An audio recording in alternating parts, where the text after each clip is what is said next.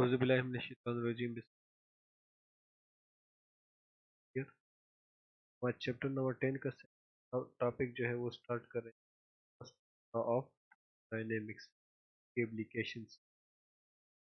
First law of thermodynamics और इसकी application. आज लॉ ऑफ थर्मोडायनेमिक्स जो है वो बच्चों बेस है लॉ ऑफ कंजर्वेशन ऑफ। आप लोगों को law of conservation of energy पता होगा कि energy can neither be created nor be destroyed through energy transform from one form to another form। और फर्स्ट लॉ ऑफ थर्मोडायनेमिक जो है वो भी इसी लॉ पे बेस है, बिल्कुल कंजर्वेशन ऑफ एनर्जी की। फर्स्ट लॉ क्या कहते हैं? According to the first law of thermodynamic, this law state that change in internal energy, जब भी किसी इंटरनल एनर्जी चेंज आएगा close system, that will be equal to the amount of heat applied to the system minus the amount of work done by the system surrounding। जब भी किसी internal energy में change आएगा तो change होगा वो होगा amount of heat supplied to, जितना हमने अमाउंट ऑफ हीट को दिया है और work done by the system on the, और सराउंडिंग पे क्या क्या है वर्क जो हुआ है उसके बराबर होगा।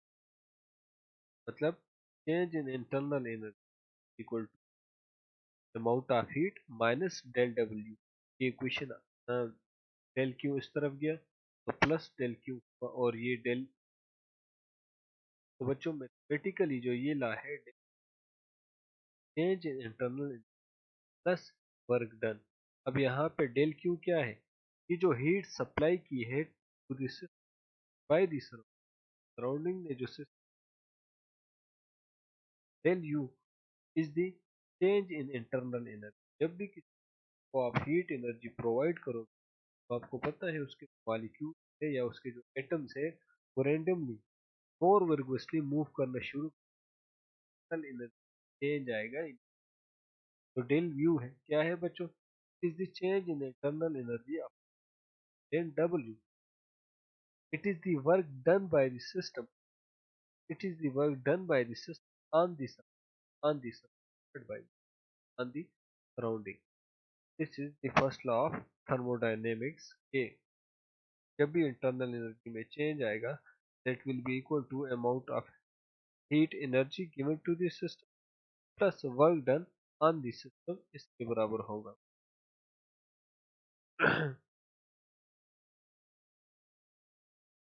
Application of first law of thermodynamics. अब हम किसी भी सिस्टम को हीट प्रोवाइड कर सकते, सप्लाई कर सकते हैं थर्मोडायनेमिक। कुछ कंडीशन है, कंडीशन की बिना पर हम सिस्टम को थर्मोडायनेमिक सिस्टम को हीट सप्लाई कर सकते, ट्रांसफर कर सकते। तो पहला है आइसोबैरिक प्रोसेस, आइसोकोरिक प्रोसेस, आइसोकोल प्रोसेस, एडियाबैटिक प्रोसेस। यही फर्स्ट लॉ ऑफ थर्मोडायनेमिक्स की एप्लीकेशन है। इनको हम नंबर बाय नंबर स्टडी करते हैं। सबसे पहले है आइसोकोरिक प्रोसेस। एक ऐसा प्रोसेस जिसमें सिस्टम का वॉल्यूम जो है वो हमेशा कांस्टेंट रहे जब हम उसको हीट सप्लाई करें, ऐसे प्रोसेस को हम आइसोकोरिक प्रोसेस कहते हैं। ये एक thermodynamic process in which the volume of the system remain constant during the supply of heat. जब भी हम उसको हीट सप्लाई करेंगे उसका जो वॉल्यूम होगा वो हमेशा कांस्टेंट रहेगा। ऐसे सिस्टम को, ऐसे प्रोसेस को हम आइसोकोरिक प्रोसेस, इसके लिए हम एक सिलेंडर कंसीडर कर लेते हैं। ये हमने सिलेंडर कंसीडर कर लिया और इस सिलेंडर इस सिलेंडर के ऊपर हम एक फ्रिक्शन लेस पिस्टन पुट कर लेते। ऐसा पिस्टन कोई फ्रिक्शन ना हो, ये हमने प्लेस कर लिया जिसपे कोई फ्रिक्शन नहीं। An ideal gas is enclosed in the cylinder, और इस सिलेंडर में हमने आइडियल गैस ली। The piston is fixed at a particular position so that the volume of the cylinder remains constant during the supply।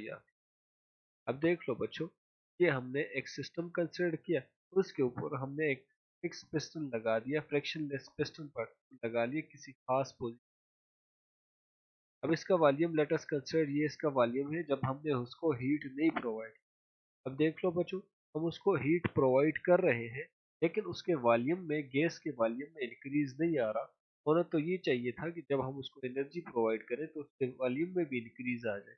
तो बच्चों ये जो energy हम उसको हीट एनर्जी प्रोवाइड कर रहे हैं, इसकी वजह से उस थर्मल एनर्जी में चेंज आ रहा है, इंक्रीज आ रहा है। so that its volume is remain constant, और ऐसे प्रोसेस को हम कहते हैं आइसोकोरिक प्रोसेस। उसको जो हमने हीट प्रोवाइड की, इस सिस्टम में जो हमने हीट प्रोवाइड की, let that heat is del Q to the system. Addition of heat causes the following changes। अगर जब हम उसको हीट प्रोवाइड करेंगे तो जैसे मैंने कहा कि फॉलोइंग प्रोसेस होगी जब हम उसको हीट प्रोवाइड करेंगे। डेल यू मतलब कि चेंज इन इंटरनल एनर्जी आएगा, plus del W according to of thermodynamics. लेकिन यहाँ पे जो वर्क डन है वो बराबर है P into del V. P pressure है, डेल वी वॉल्यूम है, plus del Q is equal to del U plus P del V. Put कर ले। अब देख लो वॉल्यूम में चेंज नहीं आया ना, चेंज इन वॉल्यूम जीरो था तो यहाँ पे जीरो पुट कर लो। तो del Q is equal to del U, सारी की सारी हीट एनर्जी किस में ट्रांसफर होगी, इंटरनल एनर्जी में ट्रांसफर हुई। और यही बात मैंने ही बताई कि वो एनर्जी किस ट्रांसफर हो रही है, कि इंटरनल एनर्जी में ट्रांसफर। वॉल्यूम क्या होता है, चेंज नहीं होता है, कांस्टेंट होता है। तो del V is equal change in volume is zero. अब ये एक्सप्रेशन हमें ये बताता है दैट हमने जो आइसोकोरिक प्रोसेस में हम जब एनर्जी देंगे, हीट एनर्जी देंगे, उस वजह से क्या होगा, increasing the internal energy of but no work is perform, कोई काम भी नहीं होता। कि देखो पिस्टन अपनी जगह पे है, जब पिस्टन मूव करेगा तो तब सराउंडिंग पे वर्क होगा। पिस्टन ही नहीं मूव कर रहा तो वर्क नहीं हो रहा, वर्क जीरो होगा, सारी की सारी इंटरनल एनर्जी में कन्वर्ट हो रही। अगर इसका हम ग्राफ देख ले प्रेशर और वॉल्यूम का आइसोकोरिक प्रोसेस के लिए, तो वो हमें स्ट्रेट मिलेगा, क्योंकि हम सिर्फ प्रेशर इंक्रीज, तो प्रेशर इंक्रीज का वॉल्यूम में नहीं आएगा। Isobaric process, a thermodynamic process which pressure of the system is constant। एक ऐसा सिस्टम जिसमें प्रेशर कांस्टेंट हो जब हम उसको हीट प्रोवाइड करें, ऐसे प्रोसेस को हम आइसोबेरिक प्रोसेस कहते हैं।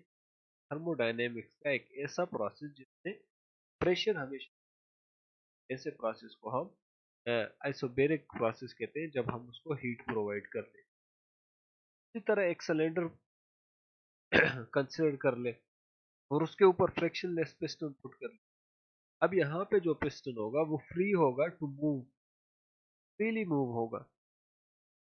और उस सिलेंडर के हमने आइडियल ग्ले, उस सिलेंडर के अंदर हम आइडियल गैस लिया। ये देख सकते हो बच्चों आप, ये हमने लिया एक सिलेंडर, इसके ऊपर हमने पिस्टन प्लेस कर लिया, लेकिन वो पिस्टन फ्री टू मूव। जब भी उस पर थोड़ा सा भी प्रेशर लगेगा तो हो जाएगा, वो इंक्रीज हो जाएगा, मूव कर जाएगा।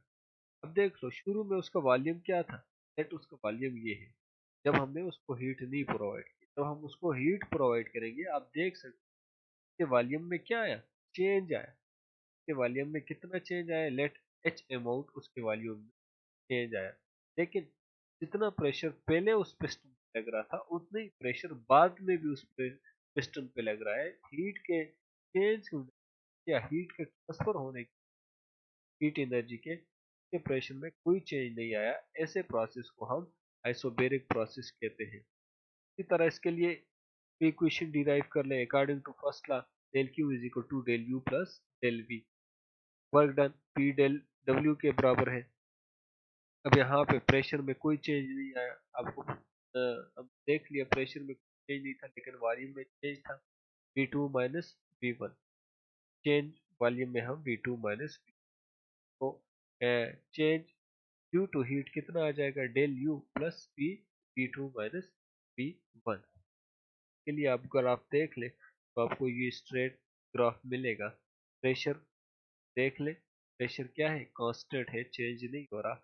वॉल्यूम चेंज हो रहा है बच्चों, प्रेशर का चेंज नहीं हो रहा। आइसोथर्मल, नाम से ही जाहिर है, iso mean same, thermal mean temperature. कि एक ऐसा सिस्टम जिसका टेम्परेचर कांस्टेंट रहे, एक ऐसा प्रोसेस टेम्परेचर कांस्टेंट रहे, जब हम उसको हीट प्रोवाइड करें या हीट सप्लाई करें, ऐसे प्रोसेस को हम आइसोथर्मल प्रोसेस कहते हैं। A thermodynamic process which the temperature of the system remain constant during the supply of heat is known as isothermal process. Isothermal compression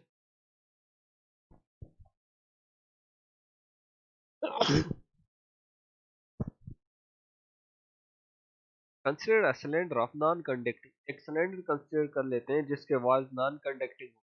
non conducting कि वो एनर्जी कंडक्ट ना कर सके, और गुड हीट कंडक्टिंग बेस हो, उसका जो base हो वो कंडक्टिंग बेस हो, और उस सिलेंडर के ऊपर हमने फ्रिक्शन लिया, और उस सिलेंडर के अंदर हमने आइडियल ग्लेस लिया।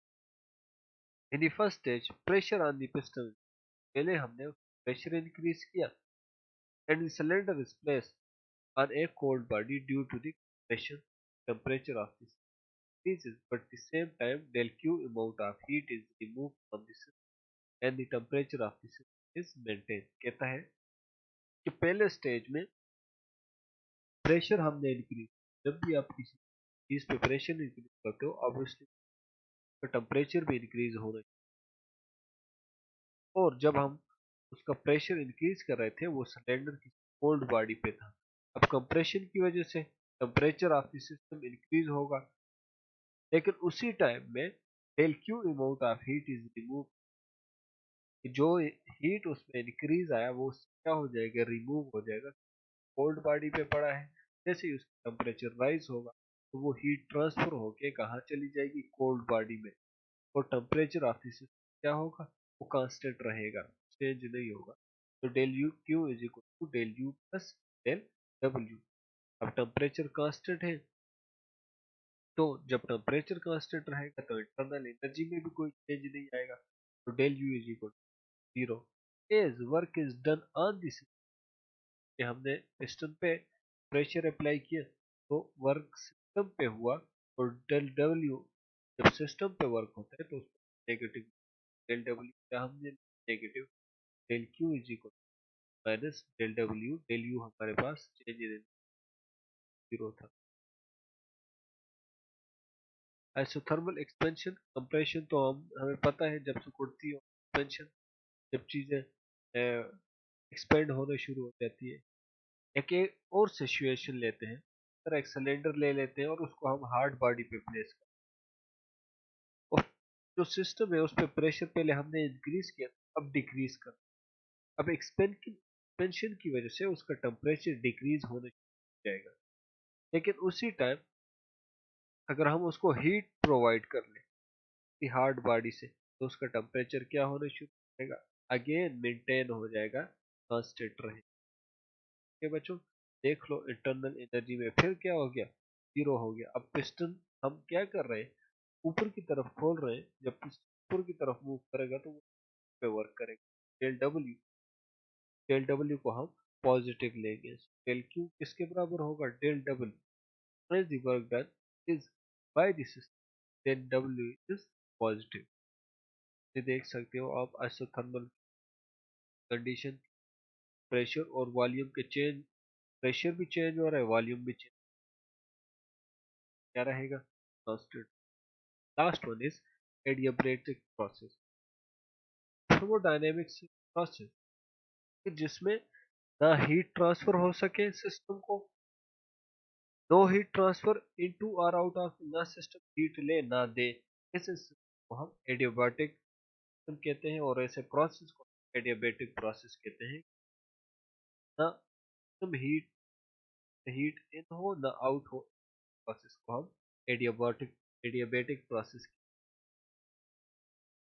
is generally obtained by surrounding the entire system with strongly insulating material।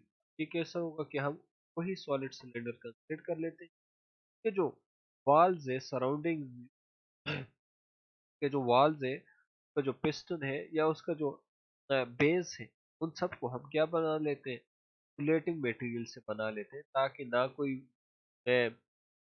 Heat अंदर जाए और ना ही कोई हीट बाहर निकले। जैसे आपने थर्मस फ्लास्क देखा है, वो एग्जांपल है एडियाबेटिक प्रोसेस की। ना हीट इन होती है ना ही आउट होती है। Del Q plus del U plus del W.